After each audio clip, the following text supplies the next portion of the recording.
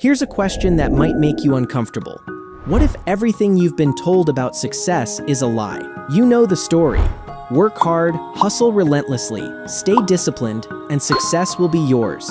But then you look around and see people with mediocre ideas raising millions in funding, while brilliant founders with better products can't get a meeting. You see someone launch a startup and hit it big in a year, while you've been grinding for 3 years with nothing to show for it. Ash Ali and Hasan Kubba wrote The Unfair Advantage to expose what the startup world doesn't want to admit. The game has always been rigged. But here's the twist. Once you understand the real rules, you can finally start playing to win. Introduction to the core concept. Ali and Kubba open with a bold statement. We're living in a lie. The startup world loves to sell us this story that anyone can make it if they just hustle hard enough. Wake up at 4 a.m., grind relentlessly, and success will be yours. But as Ali puts it from his experience working at Just Eat as their first marketing director, a company that went public with a £1.5 billion IPO, there was always a crucial piece of the puzzle missing from every success story explanation. The authors argue that we've been sold the myth of meritocracy, this idea that those who deserve success get it. But here's what they learned from being on both sides of the table, as founders, investors, and mentors. Success doesn't just go to the hardest workers. It goes to those who understand and leverage their unfair advantages. Now, before you think this is about doing something unethical, let me clarify. Ali and Kubba define an unfair advantage as a condition, asset, or circumstance that puts you in a favorable business position. It's your unique set of advantages that can't easily be copied or bought. Everyone has them. The question is whether you know what yours are and how to use them. Mindset before strategy. Your foundation. Before we even get to specific advantages, Ali and Kubba explain that everything starts with your mindset. And here's where it gets interesting. They don't just preach blind positivity. The reality growth mindset. The authors introduce what they call the reality growth mindset. This isn't just believe in yourself motivation. It's something more nuanced. On one hand, you've got people who think success is 100% luck. You're either born privileged or you're not. On the other hand, you've got the hustle culture crowd who think anyone can become a billionaire if they just work hard enough. Ali and Kubba say both sides are wrong. The truth? You need to hold two opposing ideas in your mind at the same time. First, accept that life genuinely isn't fair. Being tall is an unfair advantage in basketball. No amount of hard work changes that basic fact. Second, believe that you can still succeed within the constraints of your own reality by leveraging what you do have. It's like having your feet planted on the ground while reaching for the clouds. Not just clouds and not just ground, both. 4 characteristics of a strong mindset. The authors break down what this looks like practically. First is vision, not just daydreaming, but genuinely seeing possibilities. As Oprah Winfrey put it, she didn't just hope for something different, she saw it happening. When Ali joined Just Eat, the team would sit around discussing how big the company could be, constantly expanding their vision as they saw more potential. Second is resourcefulness, that ability to solve problems on the fly. Reid Hoffman has this great quote the authors share. An entrepreneur is someone who will jump off a cliff and assemble an airplane on the way down. You've got to have faith in your ability to figure things out. Third is constant growth and lifelong learning. In our rapidly changing world, what you learned in college 5 years ago might already be outdated. The future belongs to those who commit to never stopping learning. And fourth is grit and perseverance. Every single success story the authors examined required someone to keep going despite rejection and obstacles. You need thick skin because there's no one else to blame when you're the founder. Here's what makes this foundation so critical. There are rich kids with every advantage who amount to nothing because they never take action. There are people with expensive educations who never use them. All the unfair advantages in the world don't matter without the right mindset to leverage them. Now let's switch gears and talk about the actual unfair advantages themselves. Money. Let's start with the obvious one that everyone thinks about: money. Ali and Kubba are refreshingly honest here. Having money is absolutely an unfair advantage, and they don't pretend otherwise. Here's a fascinating story from the book. Ali had a conversation with the ex-head of SEO at Zoopla, a UK property startup. When asked about the secret to their search engine success, the answer was surprising. They just bought out all the companies ranking higher than them on Google. They literally used money to muscle their way to the top.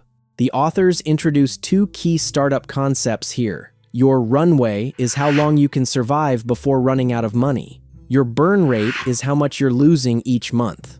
More money means more time to figure things out, make mistakes, and pivot without the pressure of imminent failure. But here's where it gets really interesting, and this is why they created the whole Miles framework. They explicitly wanted to remove money as an excuse.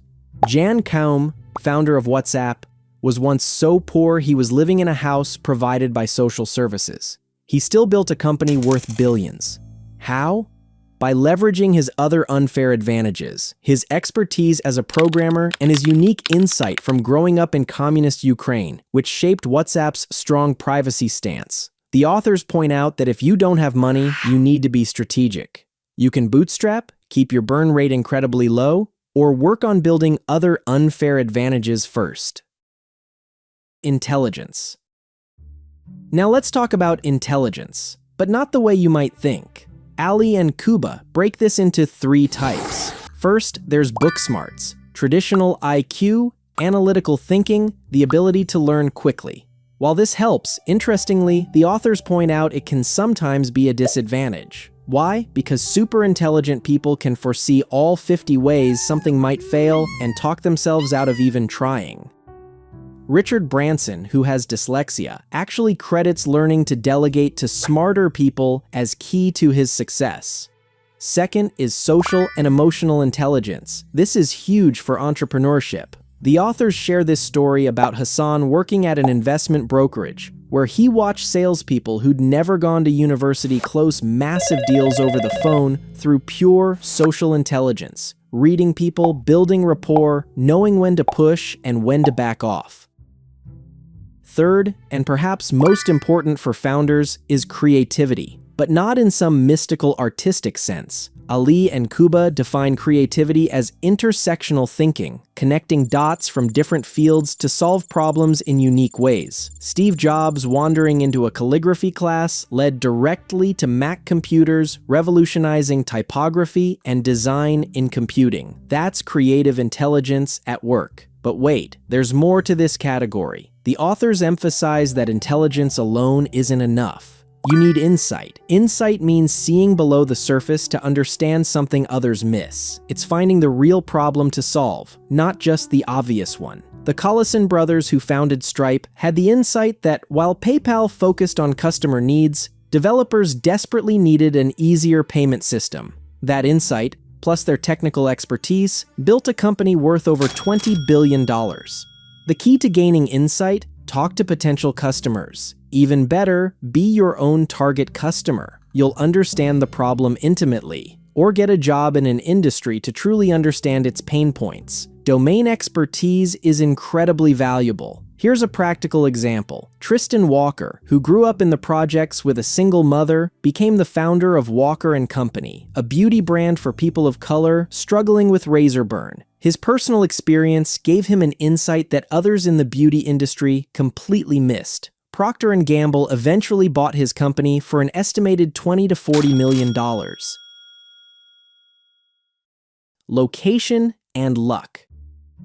Let's move to the third element: location and luck. And yes, as Ali and Kubba openly acknowledge, being in the right place at the right time genuinely matters. Location isn't just about where you were born, though that's part of it. It's also about where you choose to be. There's a reason Silicon Valley exists. It's a clustering effect. When you have Stanford University producing talented graduates, NASA bringing aerospace engineers, and early tech companies setting up shop, it creates a talent pool and network that feeds on itself. But here's where it gets interesting. Good locations have downsides too. Silicon Valley is prohibitively expensive. Talent there is constantly being poached by other startups. Hasan actually used remote work as an advantage, accessing worldwide talent at much lower costs while keeping his burn rate manageable. Then there's luck. Ali and Kubba are refreshingly honest. Both of them got lucky in crucial ways. Ali was lucky to get a job selling computers just as the internet took off. Hasan was lucky to have family in London who became his first clients. They don't pretend luck doesn't matter. But, and this is crucial, you can increase your luck. The authors share 4 principles for this. 1. Take more action. Do more things, meet more people, go to more events, put more content out there. It's like rolling dice. Nobody counts your attempts, so just keep rolling until you get what you need. 2. Notice when luck happens and be ready to act on it. The authors themselves meeting at a business dinner, then discovering they lived in the same part of London, leading to their partnership and this book. That's serendipity in action. 3. Create more opportunities for luck by positioning yourself where interesting things happen. Even if you're not in Silicon Valley, you can attend meetups, conferences, and engage online. 4. Develop the mindset that allows you to see and seize lucky breaks when they appear. The authors are clear. You don't have full control over luck, but you're not completely powerless either. You can stack the deck in your favor.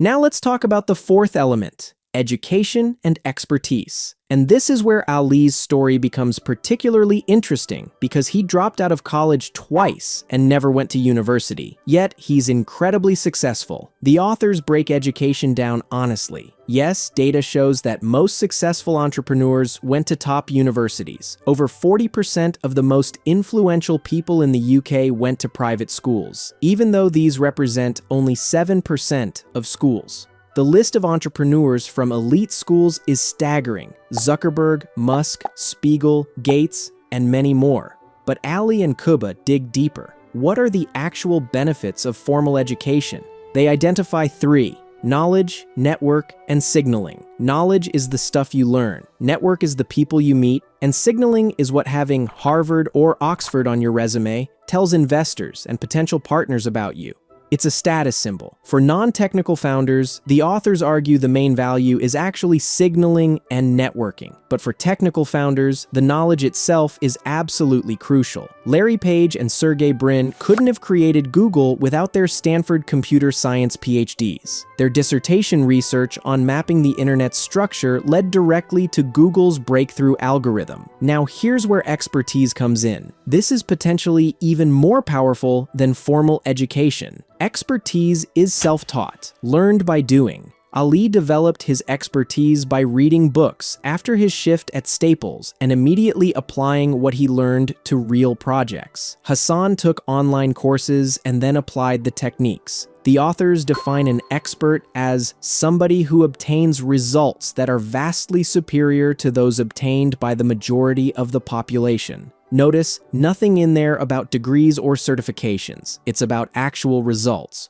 Both authors became experts in SEO, search engine optimization, through trial and error and learning from others. They got measurable results, websites ranking at the top of Google, which proved their expertise and made them money. The advice they give to people in their 20s, don't pick the job that pays the most. Pick the one where you can learn the most. That expertise and those insights could become your unfair advantage later. Status.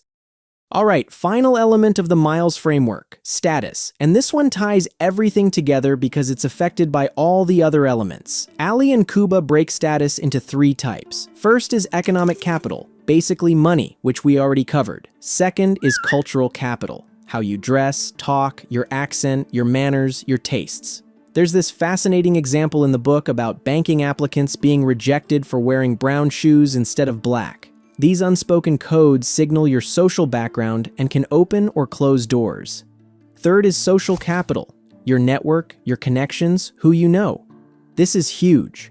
Your network is literally who would return your call, reply to your email, or meet you for coffee. These people can open doors to opportunities, provide insights, become co-founders or investors, or introduce you to others who can help.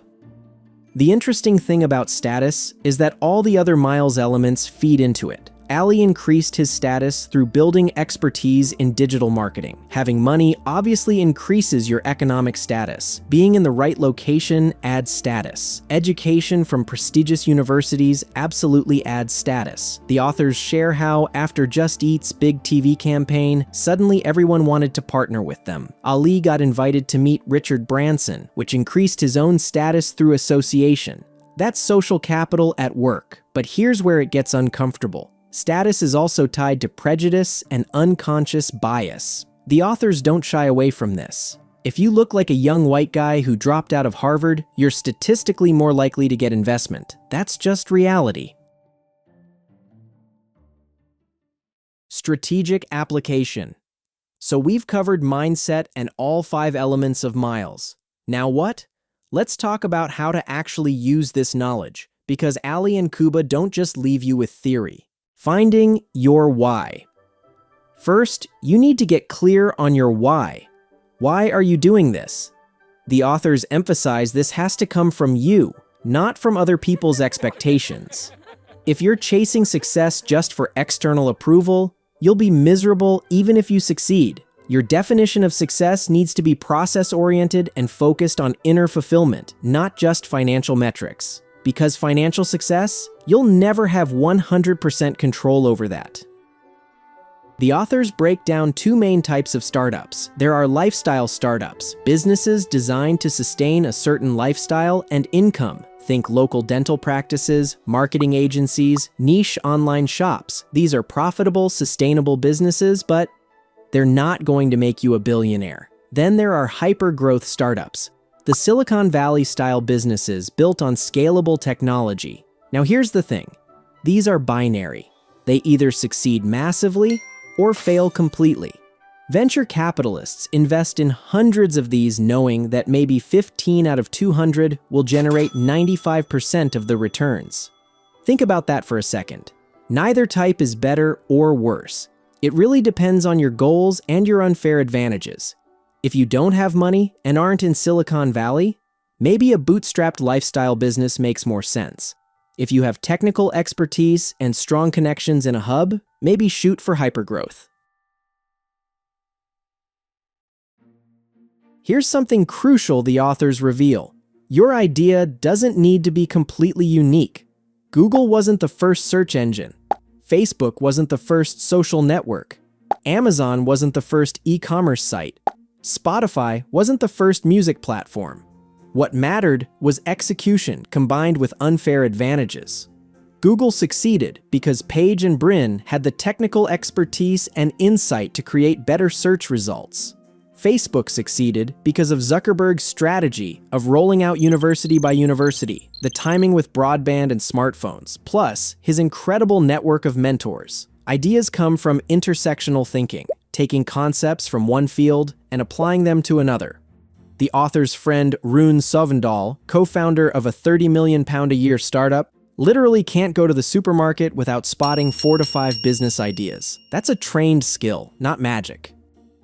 One final strategic insight. You don't need all 5 Miles advantages yourself. Partner with people who have unfair advantages that complement yours. If you're introverted, partner with an extrovert. If you're technical, partner with someone who's great at sales. Early-stage startups succeed based on the combined unfair advantages of the founding team.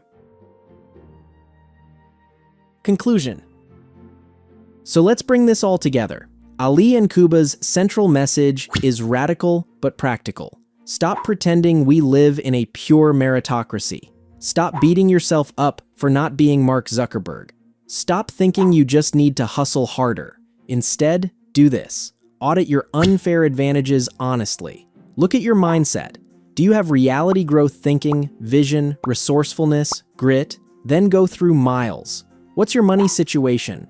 What types of intelligence and insights do you have? Where are you located and how can you increase your luck? What education and expertise have you built? What's your status, and how can you increase it? The beautiful thing about this framework is that it's both brutally honest and genuinely empowering. Yes, life isn't fair, but that doesn't mean you're powerless. It means you need to play the hand you're dealt strategically. You might not have been born in Silicon Valley or gone to Harvard, but maybe you have deep expertise in an industry from working there for years. Maybe you're an outsider with insights others miss. Maybe you're incredibly resourceful and can do more with less. Maybe you're great at building genuine relationships and have a strong network. Your combination of unfair advantages is unique to you. Nobody else has your exact mix.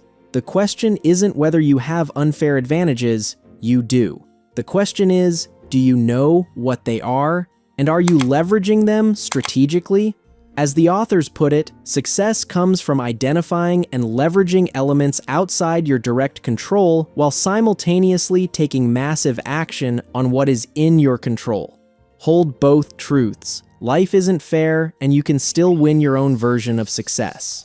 If you want to dive deeper into this framework, especially the practical exercises for auditing your own unfair advantages and the detailed advice on startup strategy, The Unfair Advantage by Ash Ali and Hasan Kubba has a ton more detail. The book includes specific action steps for each Miles element and detailed guidance on fundraising, building teams, and scaling. If this framework changed how you think about success and entrepreneurship, hit that like button. And if you want more book breakdowns that challenge the conventional wisdom around business and personal development, subscribe and turn on notifications. See you in the next one.